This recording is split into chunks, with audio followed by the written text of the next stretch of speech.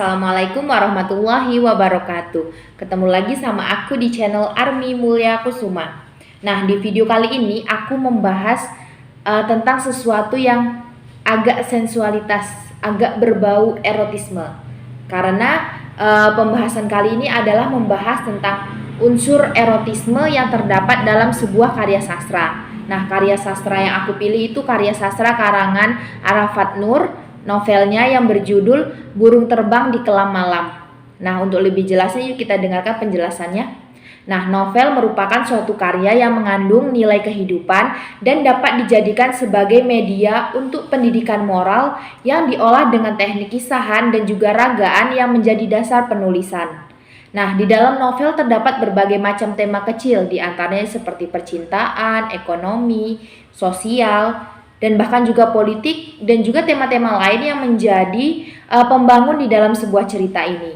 Nah, dalam novel terdapat juga percakapan, kata, ungkapan, dan juga kalimat yang mengandung unsur erotisme, sehingga hal ini sangat menjadi permasalahan untuk kita teliti gitu. Tentu mengundang statement atau keingintahuan kita tentang unsur erotisme apa sih yang terdapat dalam sebuah karya sastra itu. Nah, karya sastra kali ini akan kita bedah yaitu karya sastra novel Burung Terbang di Kelam Malam karya Arafat Nur.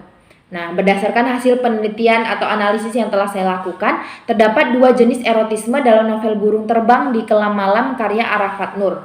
Adapun jenis erotismenya itu yaitu erotisme literer dan juga erotisme non-literer. Yang pertama kita bahas adalah erotisme literer. Nah, pada erotisme ini terdapat deskripsi erotisme melalui sikap tokoh utama terhadap tokoh lain. Dapat dilihat pada percakapan halaman 54 hingga 55. Pada kutipan yang akan saya bacakan. Apakah kamu sudah kawin? Belum. Apakah kamu pernah tidur dengan perempuan? Aku berdehem. Entah ku sengaja atau memang sudah menjadi kebiasaan, tapi setelahnya kami terdiam. Maaf, aku menanyakan hal yang tidak pantas. Aku tidak tahu bahwa kamu keberatan, ujarnya merasa tidak enak. Aku tidak keberatan, kataku mencairkan suasana. Tapi kamu tidak menjawabnya. Aku pernah tidur dengan beberapa gadis. Itu memalukan sekali memang, dan aku merasa berdosa. Aku telah melakukannya dan kemudian menyesal. Nah, pengarang tidak langsung menyuguhkan pembaca mengenai masalah erotis, melainkan membuat pembaca lalai dengan percakapan ringan antara tokoh.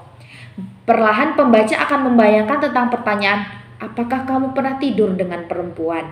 Di sini pembaca akan mulai merasakan pikiran negatif sehingga menimbulkan keinginan untuk terus membaca kelanjutan cerita.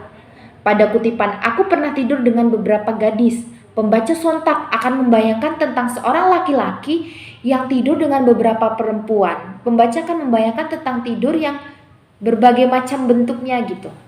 Kemudian yang kedua, erotisme non-literer yang digambarkan pertama pada deskripsi adegan percumbuan pada halaman 14 pada kutipan, setelah kawin aku pergi hanya sesekali dia pulang untuk menyenangkan telurnya. Aku ini dijadikan barang dan juga makanan untuk kebutuhan belaka.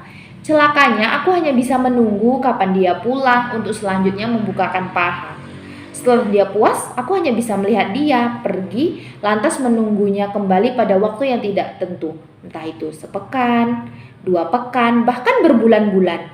Dia belum pasti pulang. Tentu saja dia punya banyak peliharaan lain di sepanjang jalan dari Banda sampai Medan. Nah, pada kutipan ini pengarang menggambarkan adegan seksual dengan kata-kata yang penuh emosional sehingga membuat pembaca langsung mengetahui arah yang dimaksud oleh pengarang seperti pada kutipan hanya sesekali dia pulang untuk menyenangkan telurnya. Pembaca akan berpikir bahwa lelaki itu akan pulang hanya untuk memuaskan kelaminnya.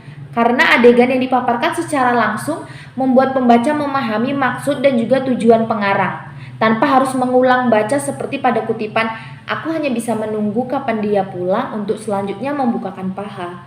Jelas membuktikan bahwa wanita itu hanya bisa menunggu saat lelaki itu pulang untuk kemudian melakukan hubungan seksual saja.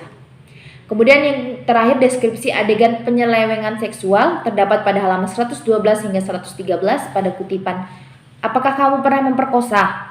Tanyanya serupa seorang terlanjur berkata, Tidak, aku mengatakan demikian hanya bercanda, hahaha.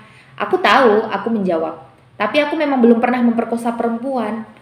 Kalau kamu mengatakan seperti itu, kemungkinan nanti kamu malah memperkosaku. Apakah kamu berani melakukannya?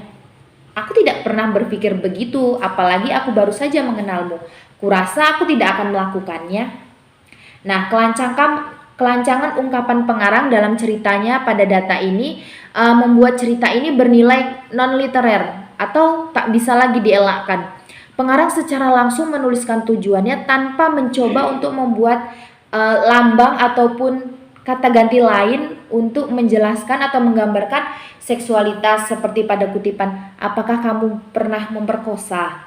Pembaca akan langsung memahami apa yang sedang dibicarakan dalam cerita tanpa harus menghayalkannya terlebih dahulu ataupun berpikir keras terlebih dahulu, yaitu menundukkan wanita dengan kekerasan atau mungkin merogol gitu. Jadi langsung terbayang mengenai bentuk dari tujuan cerita yang disampaikan oleh pengarang.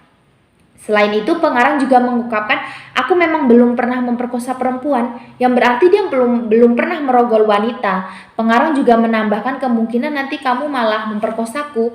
Tentu maksud wanita tersebut kepada lelaki yang dimaksud adalah ketakutannya bila nanti sang lelaki akan merogol dan menidurinya secara paksa.